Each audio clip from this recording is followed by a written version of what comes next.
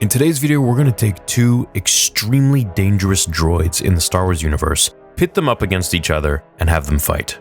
Before we start this video, comment down below right now who your favorite droid is, General Grievous or HK-47, and tell me your favorite quote by them.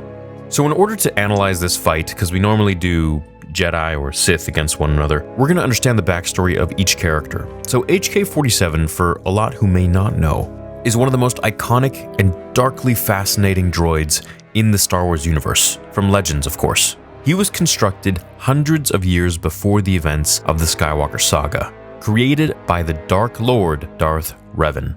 This assassin droid is basically slapstick comedy in the form of Jason Voorhees or Freddy Krueger. He is a killer, but with a major sense of humor. His primary function is the elimination of Jedi and other Force users. Recitation first. Weapon selection is critical. If I see one more idiot attacking a Jedi with a blaster pistol, then I'll kill them myself. He's a master of ranged combat, favoring a powerful blaster rifle alongside grenades and other concealed weapons. Now, while he's really proficient in killing, I would say it's more so his intellect that is really dangerous. HK-47 analyzes, calculates, and adapts with insane speed. He'll mock his opponent in the most cruel ways, and mainly this is designed to disorient and unbalance his foes, exploiting their weaknesses with very, very precise pinpoints. Despite being a droid, HK-47 possesses a distinct personality. He relishes in his violence, referring to organics as meat bags. Recitation. Once upon a time, organic meat bags bred out of control and filled the galaxy. There are different meat bags across different planets, all bumping into each other. We were created as a tool for diplomacy among these meat bags. And expressing open contempt for weaknesses. Whenever you're playing the Old Republic games and you're rolling around with him and your crew, he basically just refers to you as a meat bag. Query. Don't I? I was under the assumption that organic meat bags such as yourself enjoyed such forms of address.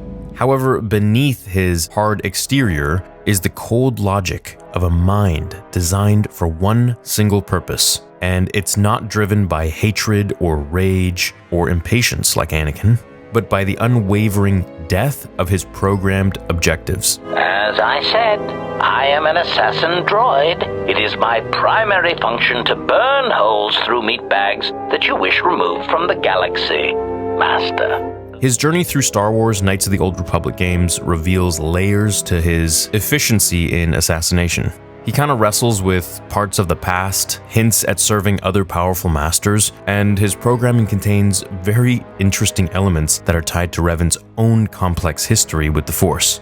HK-47 serves as a very chilling reminder that droids in Star Wars are far more than mindless machines. They can be cruel, cunning, funny, driven by motivations bordering on the insane, and HK-47 embodies all of these, kind of portraying the fear that technology brings, cold, calculating, devoid of compassion or empathy, and how a weapon like this is actually more terrifying than a lightsaber or a blaster.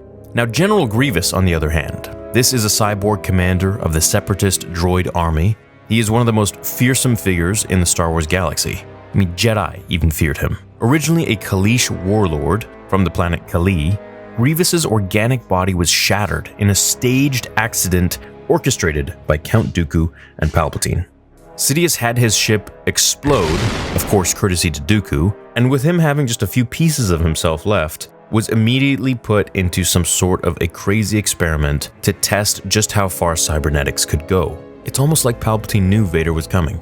His remains were encased in a very horrible cybernetic shell, transforming him into a monstrous fusion of flesh and machine. The thing that propelled Grievous was his ultimate hatred for Jedi, and his unquenchable thirst for power. Trained by Dooku himself, he wields up to 4 lightsabers at once, spinning them in an unpredictable and disorienting whirlwind that overwhelms opponents. Now, in his cyborg form, he's obviously much taller and larger than he was in his organic form, making him superior in strength and reflexes and size to his enemies. He's extremely precise and very violent. His cybernetic augmentations make him very resilient, but it leaves him vulnerable to pain and electronic disruption. His tactics rely on instilling terror, yet his arrogance and pride can leave him open to manipulation by cunning opponents, much like Kit Fisto in the Clone Wars. Despite his flaws, Grievous is a force of destruction, capable of slaying highly skilled Jedi. Case in point, the 2D original Clone Wars, where he hunts Jedi down. He represents a twisted marriage of the organic mind with technological power, driven by a burning hatred for the Jedi Order. His presence is a constant reminder that even the noblest causes can create terrible monsters fueled by a hunger for revenge and domination. And that's exactly what Dooku and Palpatine created. Now, of course, Dooku did try to inject Grievous with Force-sensitive blood from Master Sifo Dyas. However, we all know that's not how the Force works, and it had no effect. But imagine if Grievous was Force-sensitive. That would be kind of game over. So Grievous's weapons were 4 lightsabers, which he could spin in any direction. His history of battles were that he was trained by Count Dooku and responsible for the death of numerous Jedi. Basically, the way he would do it is just by overwhelming and then brutally tearing them apart. And he would rely on terror and shock. He likes to be a little theatrical, to overwhelm with aggression. Now, the only thing about him is that his physiology as a cyborg makes him now susceptible to pain and vulnerable to electronic disruption, which HK-47 doesn't really have as much. Now, HK's weapons were a blaster rifle for long-range combat, tons of grenades, a vibro sword for close quarters, which is going to come in handy here, and anything else that he has up his sleeve. He was made to kill Jedi with force powers. That is his purpose.